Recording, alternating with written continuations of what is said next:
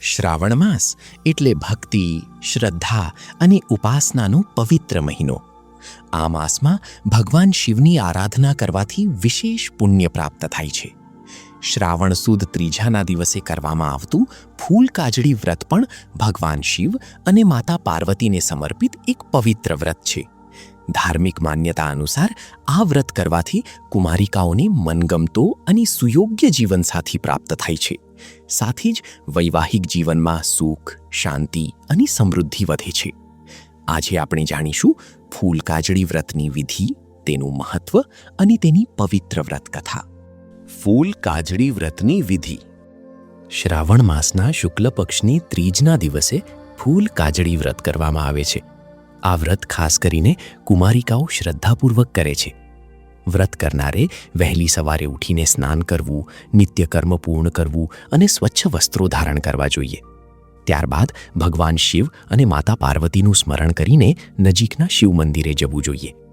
મંદિરમાં જઈ મહાદેવજીને જળ, દૂધ, બિલ્વપત્ર, ચંદન અને ફૂલ અર્પણ કરવા.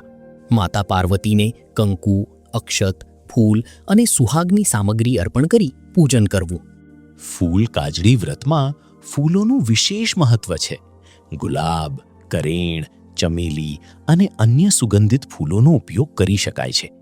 આ વ્રતમાં કેટલીક બહેનો નિર્જળ ઉપવાસ કરે છે, જ્યારે કેટલીક મીઠાનો ત્યાગ કરે છે. કેટલાક ભક્તો ફરાળ, ફળ અથવા પાણી લઈને ઉપવાસ કરે છે.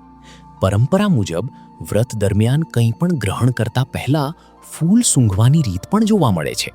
ખાસ કરીને ગુલાબનું ફૂલ શુભ માનવામાં આવે છે. સાંજના સમયે ગાય ઘરે પરત આવે ત્યારે ગાયનું પૂજન કરવું જોઈએ. ગાયને રોટલી, લીલું ઘાસ અથવા પોતાના સામર્થ્ય પ્રમાણે ભોજન કરાવવું જોઈએ. રાત્રે જાગરણ કરીને ભગવાન શિવની કથા, ભજન અને ધાર્મિક વાર્તાઓ સાંભળવી શુભ માનવામાં આવે છે. વ્રત દરમિયાન મન, વાણી અને કર્મથી પવિત્રતા જાળવવી જોઈએ. આ વ્રત 5, 7, 9 અથવા 11 વર્ષ સુધી કરી શકાય છે. ત્યારબાદ પોતાની શક્તિ પ્રમાણે ઉજવણું કરવામાં આવે છે. ઉજવણામાં નાની કન્યાઓને ગોરણી તરીકે જમાડવામાં આવે છે અને તેમને વસ્ત્રો, ફળ, મીઠાઈ અથવા યથાશક્તિ ભેટ આપવામાં આવે છે. એક ગામમાં એક બ્રાહ્મણ અને તેની પત્ની રહેતા હતા. તેમને એક સુંદર અને સંસ્કારી કન્યા હતી. સમય જતાં કન્યા મોટી થવા લાગી. એક દિવસ બ્રાહ્મણે પોતાની પુત્રીનું જન્મકુંડળી અનુસાર ભાગ્ય જોયું. ત્યારે તેને જાણવા મળ્યું કે તેની પુત્રીના જીવનમાં લગ્નનો યોગ ખૂબ જ નબળો છે. આ વાત જાણીને બ્રાહ્મણ ખૂબ ચિંતિત અને દુઃખી થયો.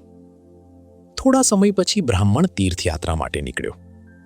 રસ્તામાં એક નદીના કિનારે તેણે કેટલીક નાની કુમારિકાઓને ભગવાન શિવ અને માતા પાર્વતીનું પૂજન કરતા જોયા. બ્રાહ્મણે જોયું કે તે કન્યાઓ કોઈ વસ્તુ ખાવા કે પાણી પીવા પહેલાં ફૂલ સૂંઘતી હતી. આ જોઈને તેને આશ્ચર્ય થયું. તેણે કન્યાઓને પૂછ્યું, બહેનો, તમે પહેલાં ફૂલ શા માટે સૂંઘો છો અને પછી જ ખાવા પીવાનું કરો છો? કન્યાઓએ વિનમ્રતાથી જવાબ આપ્યો, અમે ફૂલ કાજળી વ્રત કરી રહ્યા છીએ. આ વ્રત ભગવાન શિવ અને માતા પાર્વતીને પ્રસન્ન કરવા માટે કરવામાં આવે છે. બ્રાહ્મણે ફરી પૂછ્યું, આ વ્રત કરવાથી શું ફળ મળે છે? કન્યાઓએ કહ્યું, ફૂલ કાજળી વ્રત કરવાથી કુમારિકાઓને સુયોગ્ય અને મનગમતો જીવનસાથી પ્રાપ્ત થાય છે. ભગવાન શિવ અને માતા પાર્વતીની કૃપાથી જીવનમાં સુખ, શાંતિ અને સમૃદ્ધિ આવે છે. પછી કન્યાઓએ બ્રાહ્મણને વ્રતની સંપૂર્ણ વિધિ સમજાવી.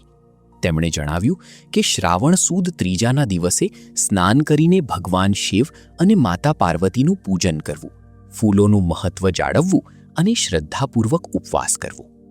બ્રાહ્મણ આ વાત સાંભળીને ખૂબ પ્રસન્ન થયો. તે ઘરે પરત આવ્યો અને પોતાની પુત્રીને ફૂલ કાજળી વ્રત વિશે જણાવ્યું. શ્રાવણ માસની સુદ ત્રીજના દિવસે બ્રાહ્મણની પુત્રીએ સંપૂર્ણ શ્રદ્ધા અને ભક્તિથી વ્રત કર્યું. તેણે ભગવાન શિવ અને માતા પાર્વતીનું પૂજન કર્યું, ફૂલો અર્પણ કર્યા અને આખો દિવસ ભક્તિભાવથી વિતાવ્યો.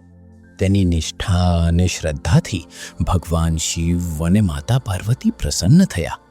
થોડા સમય પછી કન્યા માટે અનેક સારા લગ્ન પ્રસ્તાવો આવવા લાગ્યા. અંતે તેને એક સુયોગ્ય અને સંસ્કારી જીવનસાથી મળ્યો. કન્યાનું જીવન સુખ અને શાંતિથી પસાર થવા લાગ્યું. બ્રાહ્મણ અને તેની પત્નીએ ભગવાન શિવ તથા માતા પાર્વતીનો હૃદયપૂર્વક આભાર માન્યો.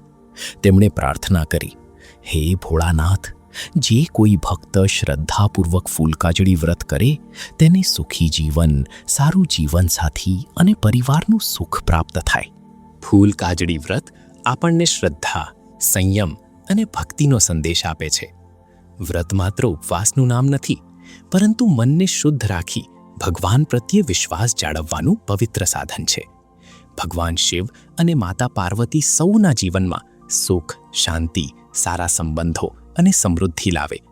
આ કથા સાંભળનાર અને શ્રદ્ધાપૂર્વક ફૂલકાજળી વ્રત કરનાર સૌ પર મહાદેવજી અને માતા પાર્વતીની કૃપા બની રહે.